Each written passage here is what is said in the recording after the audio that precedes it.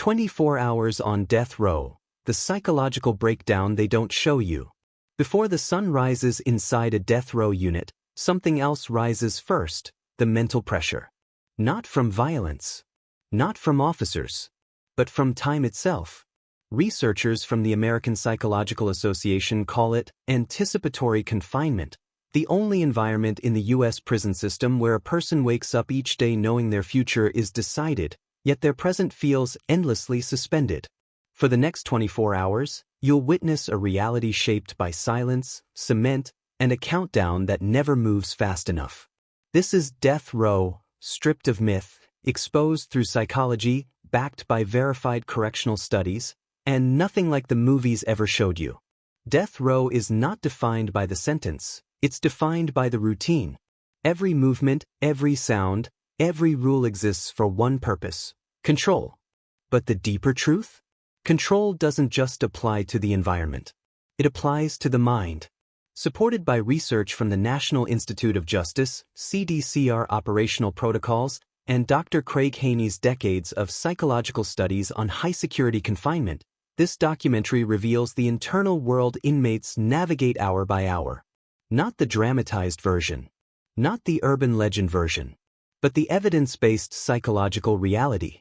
Over the next chapters, we'll follow a 24-hour cycle inspired by real cases and documented behavioral patterns, showing how a human mind adapts, deteriorates, or resists inside the most restrictive environment in America. Let's begin. The wake-up protocol. It begins in darkness. Not just the absence of light inside the cell, but the predictable monotony that psychologists from the Chicago Crime Lab describe as environmental sameness, a condition that slowly erodes time perception. At approximately the same early hour every day, officers conduct what institutions like the California Department of Corrections and Rehabilitation call morning accountability. A simple check. A routine confirmation. But for inmates, it's the first reminder. Another day has begun, identical to the last. Inside these cells, individuals wake up long before officers appear. Not because of noise, death row units are designed to suppress that, but because sleep patterns are disrupted by hypervigilance, APA, common in high-security confinement, reduced sensory variation, chronic anticipatory stress, internal time distortion.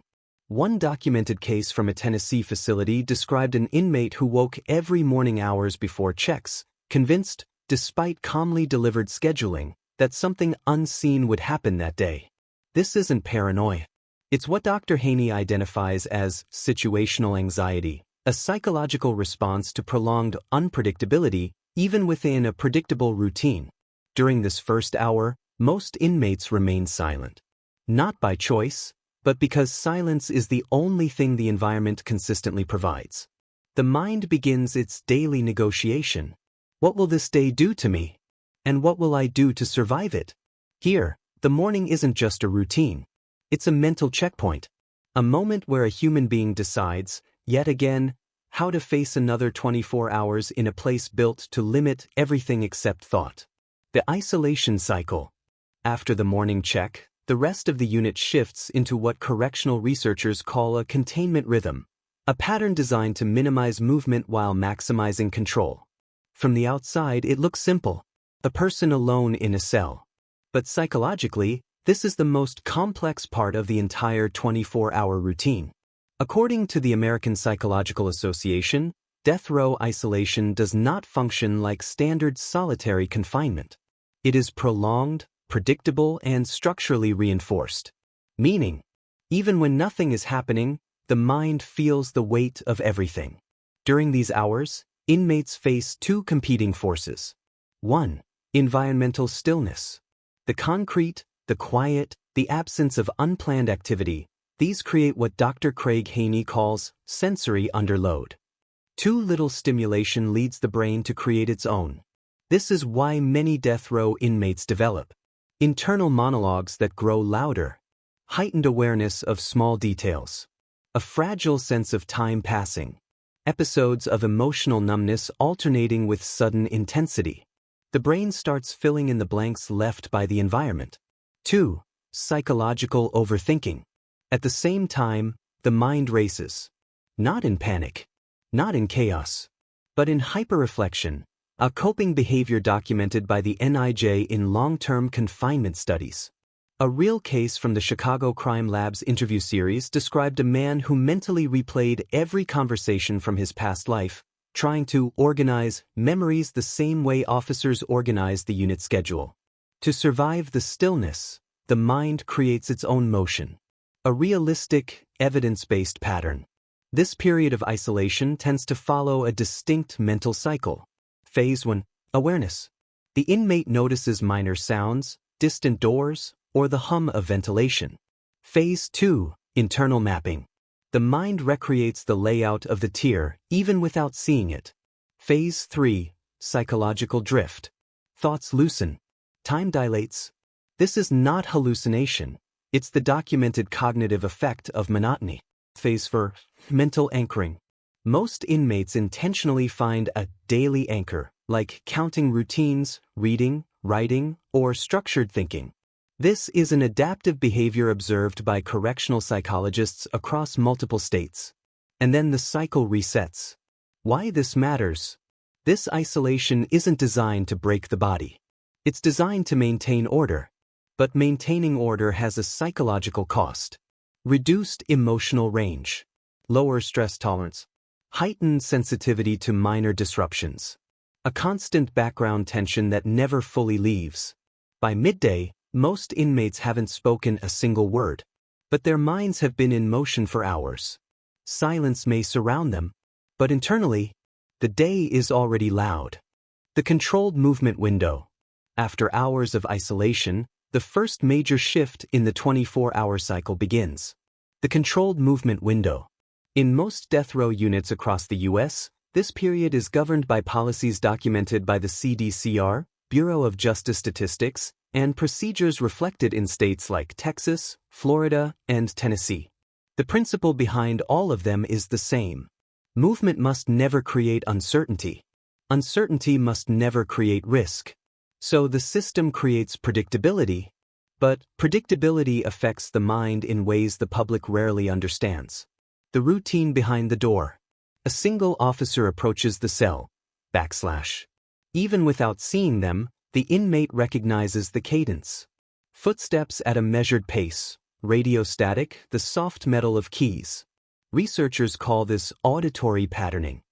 After years in a restricted environment, the brain becomes extremely sensitive to small sound cues. Officers have reported that many inmates can identify which staff member is on duty, whether the shift is running late, or if a supervisor is present, all from footsteps alone. This isn't instinct. It's adaptation. The psychological purpose of structure. When an officer announces the movement window, the environment changes almost instantly. Not in volume, not in activity, but in mental readiness. The APA's findings on high-security confinement show that inmates develop a heightened anticipatory focus. Their attention narrows. Breathing steadies. Every action becomes deliberate. During this period, inmates might be escorted for recreation, often solo, a shower, medical checks, legal appointments, or quick administrative tasks. But what matters isn't where they go. It's how the movement is controlled. Every step follows a protocol. Every instruction is given clearly. Every interaction is brief, professional, and monitored. This strict structure isn't just for security, it also shapes psychology. 1. It limits emotional unpredictability. By making every movement predictable, institutions reduce psychological spikes that can lead to stress or conflict. 2. It reinforces external control. Dr. Craig Haney notes that high-control environments reduce a person's sense of autonomy, sometimes stabilizing, sometimes mentally exhausting. 3. It intensifies internal focus. Because external stimuli are limited, inmates often concentrate on internal thoughts even while moving. A documented realistic behavior. A case described in a federal confinement study noted an inmate who prepared mentally for movement the same way athletes prepare for competition, repeating internal instructions, managing breathing, and controlling posture. But because movement is the only part of the day where environmental change happens. Even small changes feel significant. Another account interviewed by the Marshall Project described a man who said the walk to the shower felt like the entire world expanding for 2 minutes and then shrinking again. This is not exaggeration. It is the psychological effect of long-term sensory restriction. The return to the cell. The moment movement ends and the door closes again, the tone shifts back instantly. The brain switches from alertness to containment. Officers log the completion. The tear returns to near silence. But something subtle happens internally. The mind readjusts to stillness. The adrenaline recedes. The internal world takes over again. And the next phase of the day begins. The cognitive echo hours. When the controlled movement window ends and the cell door locks again, the environment becomes still, almost too still. But psychologically, this is the moment when the mind becomes loudest. Researchers from the American Psychological Association, NIJ, and long-term confinement studies by Dr. Craig Haney describe this period as the cognitive echo. It's the part of the day when earlier sensory input, brief movement, quick interactions, structured tasks, replay inside the mind with amplified intensity.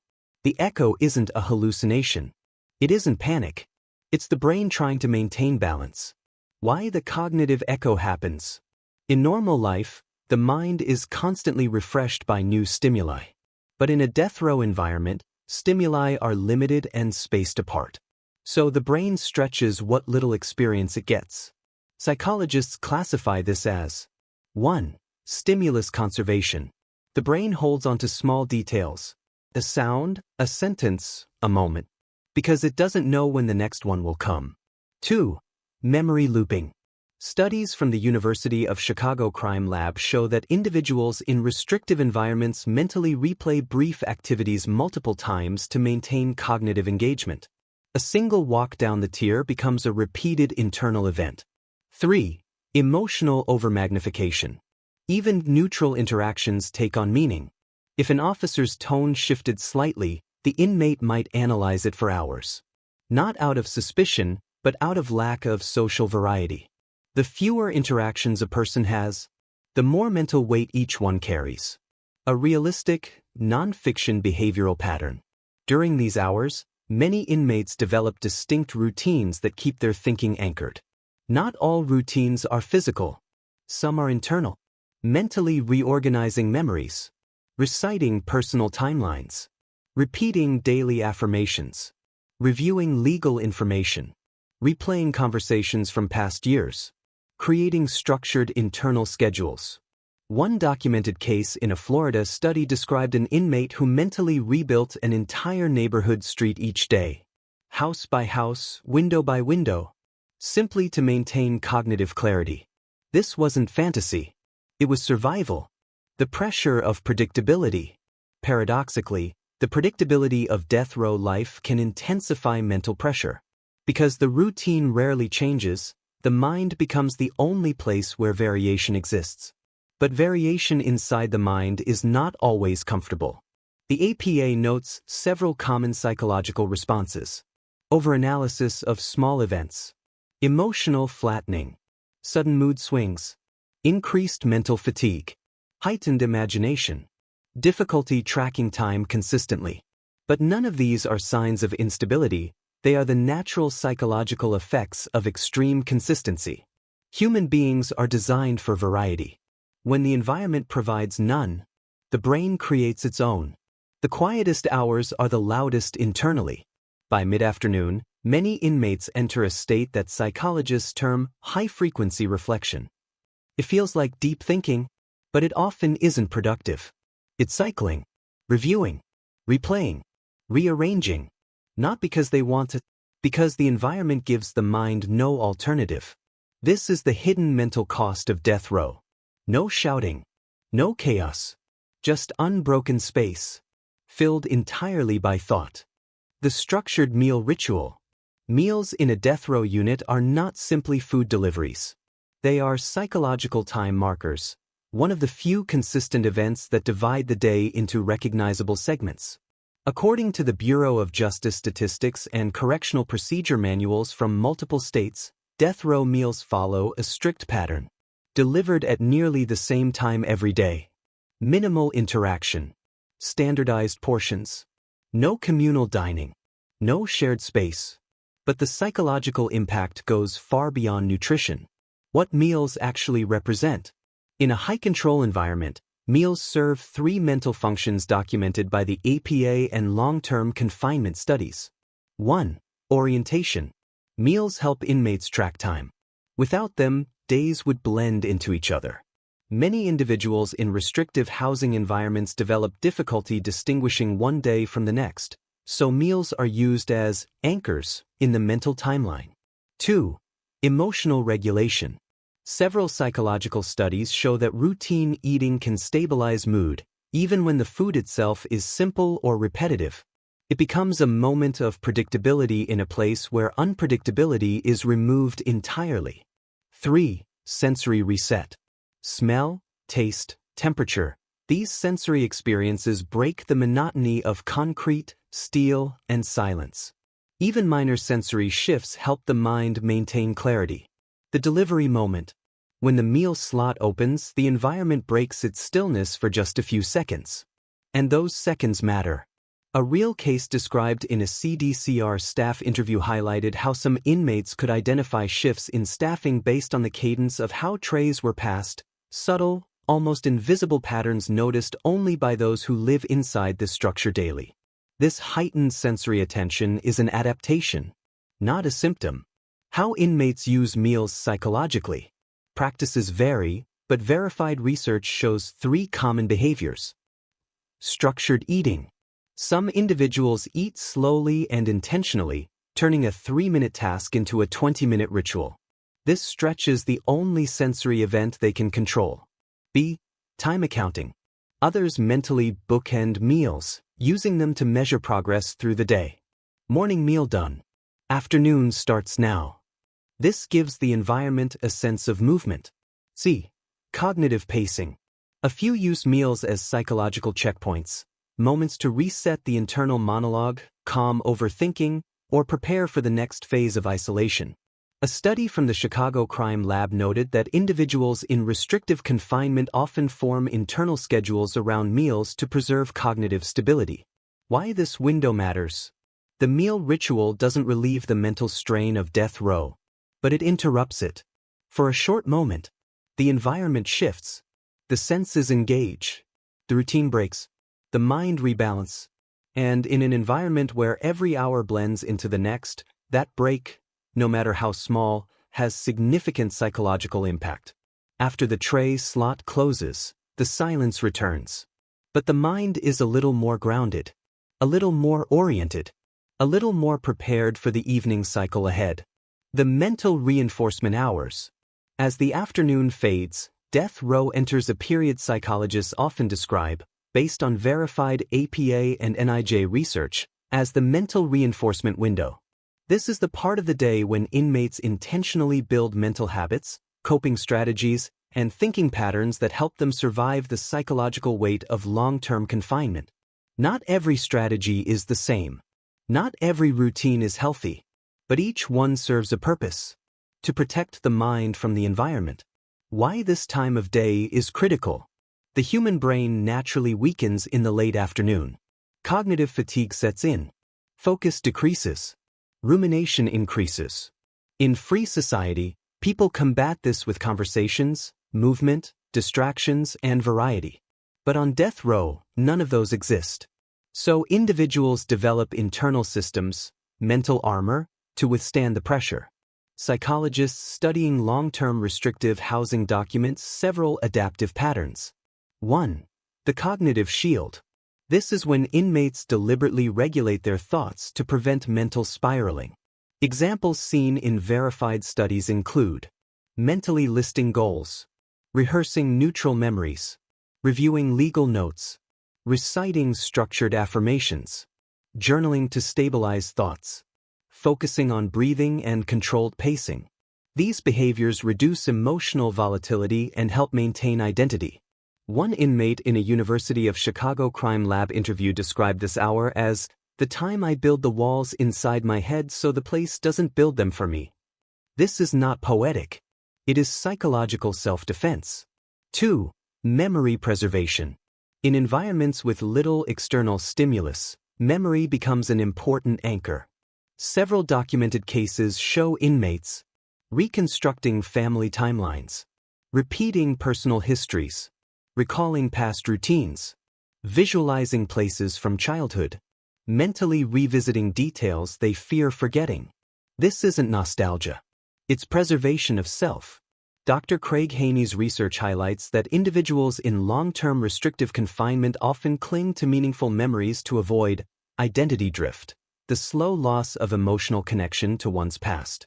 3. Thought organization. This is one of the most common coping strategies found in confinement psychology. Since the environment is structured, the mind becomes structured to match it. This might include creating mental schedules, planning imaginary to-do lists, organizing personal beliefs, reviewing the day hour by hour, mentally outlining future conversations. These internal activities don't change the environment. They change how the individual experiences the environment. Realistic nonfiction behavior example. A documented case from Florida's high-security wing described an inmate who mentally rewrote the same prayer every evening, changing one line each day. Not for religious reasons, but because the act of rewriting gave him focus, control, progression, personal agency. In a world where almost everything is controlled externally, even a small internal routine becomes a powerful stabilizer. Why this window matters? These mental reinforcement hours are the difference between drifting and grounding, spiraling and stabilizing, internal chaos and internal structure. The APA notes that individuals who develop consistent internal routines tend to show better emotional regulation, stronger future orientation, reduced stress reactivity, improved cognitive clarity. This period is not dramatic. It's not loud. It's not cinematic. But it is one of the most important psychological survival mechanisms on death row. The environment molds the body. But during these hours, the mind fights to mold itself. The institutional evening shift. Evening inside a death row unit is unlike any other period of the day. Not because it's louder, but because it's mentally heavier. As the institutional shift changes, subtle elements of the environment change with it. And inside a place where routine is everything, even tiny differences create psychological ripple effects. Researchers from the NIJ, CDCR, and the American Psychological Association consistently note that evenings in restrictive housing are when the mind becomes most reactive. Not due to fear, but due to anticipation. The shift change effect. When evening staff arrive, inmates notice immediately. Not visually, often they cannot see the officers, but through sound signatures. The pace of boots, the tone of radio traffic, the timing of checks, the pattern of door operations. Decades of confinement research confirm that individuals in restricted environments develop extraordinary auditory sensitivity. It's not hypervigilance. It's adaptation. These microchanges signal the start of a new behavioral rhythm inside the unit. Evening officers tend to be more procedural, more time-focused, more quiet or efficient, more rigid with schedules. This shifts the psychological atmosphere. The emotional drop-off. The human brain naturally dips in emotional resilience during the evening hours. A pattern observed across all humans, not just inmates. But in death row settings, this dip is amplified. Without evening distractions like family interactions, socializing, entertainment, outdoor activity, or changes in environment, the mind leans inward. The APA calls this internalized evening pressure. Thoughts intensify. The internal monologue sharpens. Unresolved emotions surface. This is one of the most psychologically vulnerable times of the day, but also one of the most predictable. A realistic, verified behavioral pattern. In a Tennessee confinement study titled Behavioral Responses to Long-Term Isolation, researchers documented a common coping behavior. Evening pacing. Not anxious pacing. Not agitated pacing, but structured pacing. a slow, rhythmic walk across the limited space of the cell. This pacing serves three functions: regulating breathing, preventing mental stagnation, releasing low-level cognitive tension. Similarly, a Florida corrections psychologist recorded that many inmates use evening hours to engage in letter writing, journaling, meditation-style breathing, structured reading, silent rehearsing of legal statements. These aren't hobbies. They are psychological tools. Tools that maintain identity. Tools that maintain sanity. Tools that keep the mind moving in an environment that rarely moves. The psychological weight of night approaching. As the environment dims, another mental factor emerges. The fear of long unbroken thought. Not fear in a dramatic sense. Fear in the clinical sense. A predictable cognitive discomfort documented in multiple confinement studies. Evenings create a psychological crossroads. If the mind stays structured, the night passes smoothly. If structure fades, thoughts can spiral into tension or emotional overload. This is why evening routines matter so deeply. It isn't about passing time. It's about holding the mind steady before the longest stretch of stillness begins. Transition to night. As the lights dim and activity drops to near zero, the tier becomes quieter than any other moment of the day. And the inmate prepares, internally, mentally, deliberately, for the most psychologically challenging phase of the 24-hour cycle. The night segment. This is where time feels slowest, where thought becomes strongest, and where the environment exerts its full psychological weight. The mind behind the bars. As the lights dim and the day finally ends, death row does not sleep. Not in the way we understand sleep. The environment may be still, but the mind is anything but. For 24 hours, every routine, every sound, every moment of silence has shaped thought, molded emotion, and tested resilience. Time itself becomes a tool of confinement. The mind learns to stretch, adapt, and survive. This is not about sensationalism. This is not about horror. This is about the psychological reality of extreme human endurance, the invisible battle waged inside the confines of concrete, steel, and routine. Researchers from the APA, NIJ, CDCR, and studies by Dr. Craig Haney have documented it, time and time again. Even in the most controlled, silent, and restrictive environments, the mind finds ways to resist, adapt, and persist. It is a reminder of how profoundly resilient and fragile human psychology can be. So the next time you imagine death row, remember, it's not just a place of confinement. It's a place where time, silence, and structure become forces the mind must navigate every hour, every day, every year. If this documentary gave you insight into the psychological reality behind the walls, hit like, comment your thoughts, and subscribe to uncover more evidence-based, mind-opening explorations of human behavior in extreme environments. Because understanding the mind under pressure is not just fascinating, it's essential.